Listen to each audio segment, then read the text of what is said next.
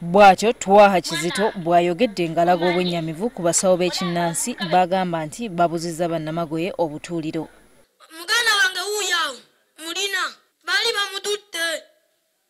Olw'ekikula kyabwe waliwo endowooza nti ebitundu by'emibiri gya bannamagoye bigaba emikisa. Endowooza eno y'emu ku ezo ezikyasinze okuteeka obulamu bw'abantu bano mu matigga. Toyinza kusaddaaka musaayi gwa munno nti nno olw'okubanga oyagala bugagga.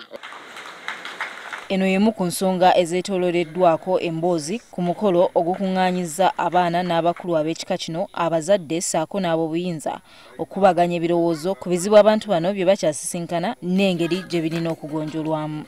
Aye twagala bannaffe bano abato tubabuulire nti bw'otuuka ku siteegi eno kino bwe kiti, naye ng'ebintu ebimu ffe tubyogedde ne gavumenti n'ebiwulira, naye buli kaseera balaba figures ze zitya, leero bawulire ku ddoboozi ly'abaana abato. Nga tuyisibwa bubi nnyo nnyo.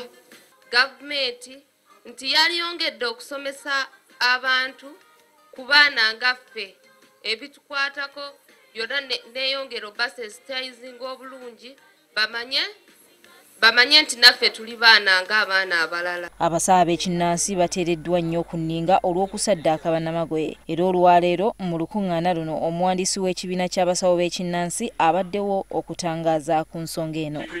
Teri bugagga bw'oyinza kufuna mu kusaddaaka ki muntu oba namagoye.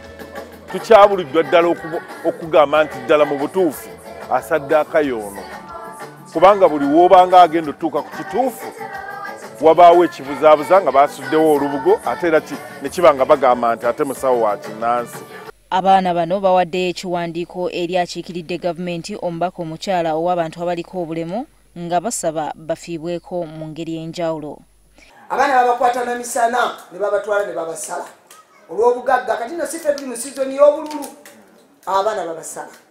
Naye kyembadde nsaba omukulu wa poliisi ali wano mutuyambe, mutwe security.